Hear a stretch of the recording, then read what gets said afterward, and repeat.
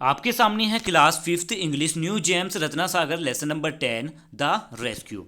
The rescue का मतलब होता है किसी को प्रोटेक्ट करना, किसी को खतरे से बचाना या किसी को आज़ाद करना। तो ये इस स्टोरी के राइटर हैं अरूप कुमार दत्ता। अरूप कुमार दत्ता की ये लिखी हुई स्टोरी द रेस्क्यू का एक छोटा सा भाग है जो अब हम पढ़ने वाले हैं। लिखा हुआ है कि हाथियों का एक झुंड अपनी खजीरंगा सेंचुरी से निकलने के बाद एक पास के गांव में पहुंच जाता है। वहां पर एक हड़बड़ाहट में एक बेबी एलिफेंट गड्ढे में गिर जाता है।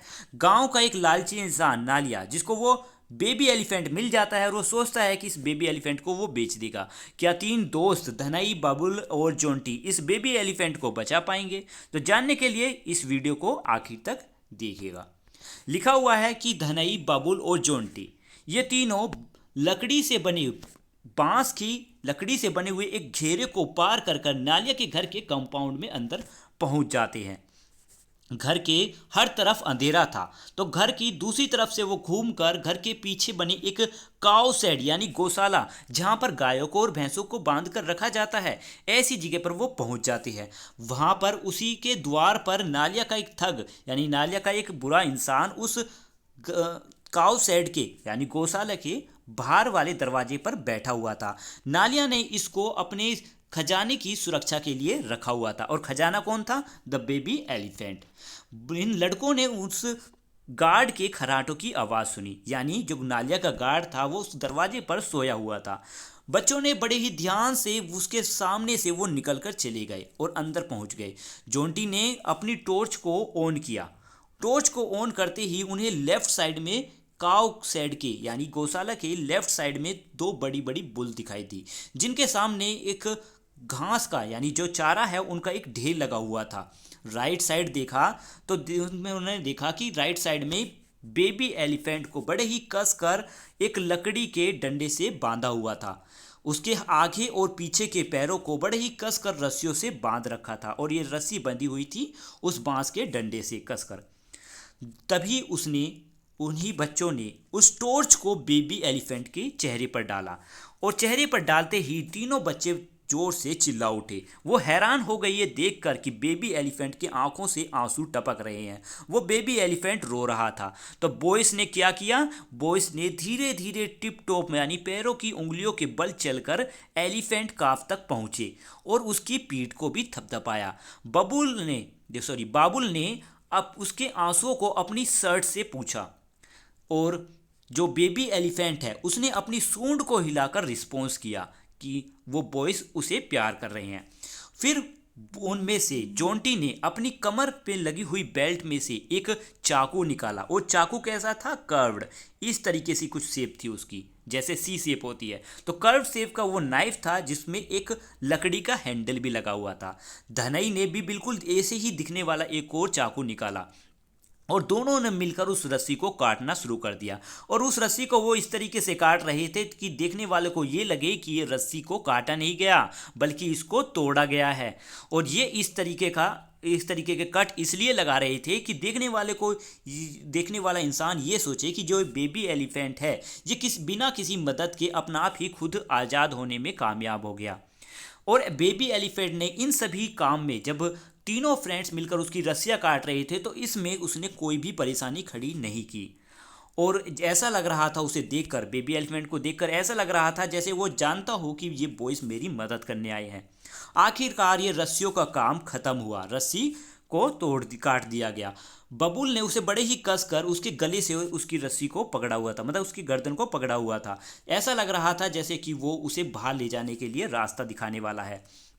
तभी एक बुल, जिसको इन सभी कामों में कोई इंटरेस्ट नहीं आ रहा था, कोई भी उसे इंटरेस्टिंग नहीं लग रहा था, तभी उसने एक लाउड सी आवाज़ निकाली, जिससे घबरा कर जो बेबी एलिफेंट ने घबरा कर उसने भी एक आवाज़ निकाली।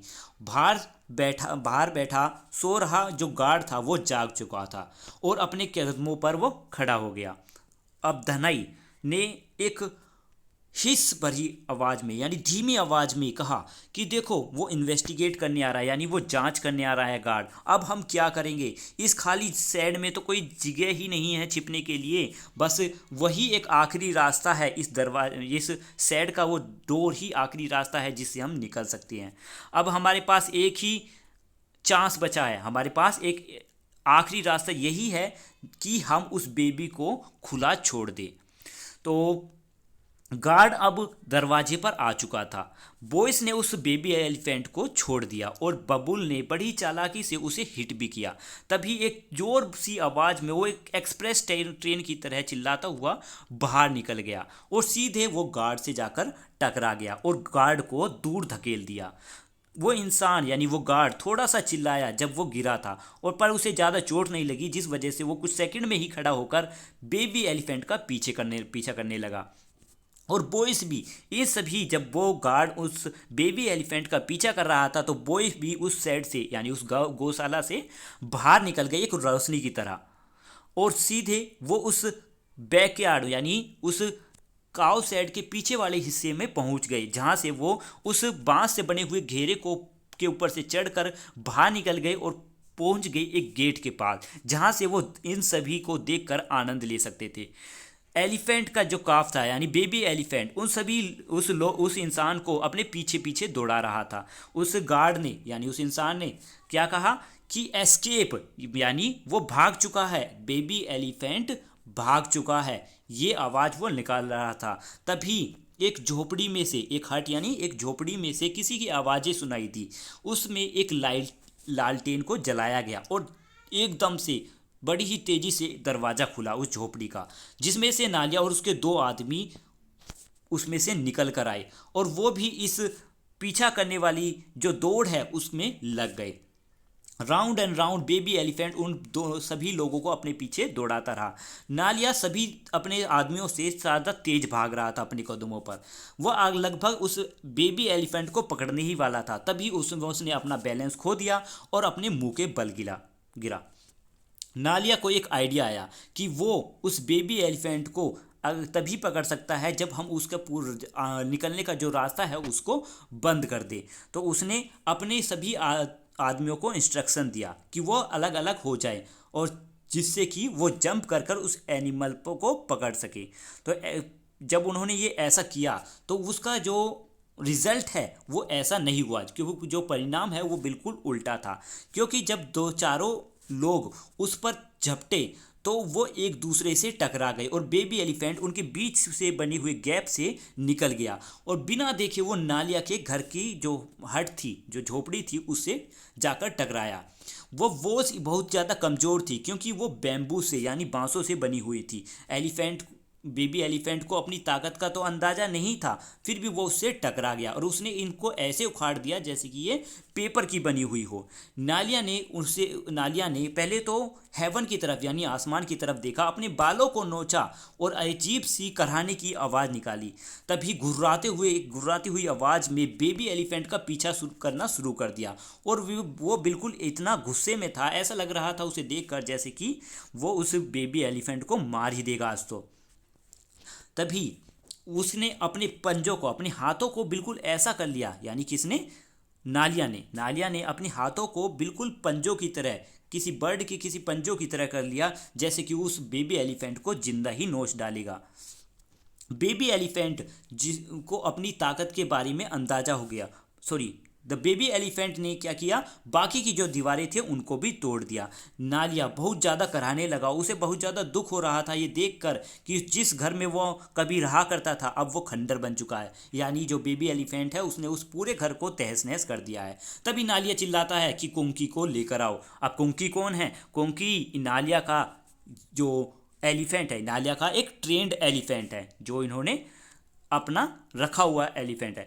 तो उन्होंने कहा कि अब हमें इस बेबी एलिफेंट को किसी तरीके से बांधना होगा। इतना सुनने के बाद बबुल अपने दोस्तों से कहता है कि अभी हमें कुछ ना कुछ करना होगा। अगर इन्होंने कुंकी यानी उस दूसरे एलिफेंट को बुला लिया तो हमारा ये छोटा सा बेबी एलिफेंट उसके सामने कुछ नहीं कर पाएगा। तो इस पर दन्हई जवाब देता है कि मेरे साथ आओ, मैं एक ट्रिक जानता हूँ और ये ज़रूर काम करेगी। वो दन्हई अपने सभी दोस्तों को अपने साथ ले जाता है और नालिया के हट से दूर एक जगह जाकर रुक जाता है, जहाँ से एक पतला सा रास्ता सेंचुरी तक जाता था, उस जगह पर जहाँ पर बाकी एलिफेंट भी रहते हैं।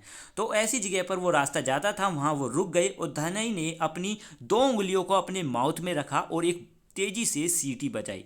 ये ट्रिक उसके फादर की थी। ये ट्रिक भी उसने अपने फादर से ही सीखी थी, क्योंकि उसके फादर एक एक्सपीरियंस एलिफेंट मैन थे, जिन्हें एलिफेंट्स के बारे में बहुत कुछ जानकारी थी।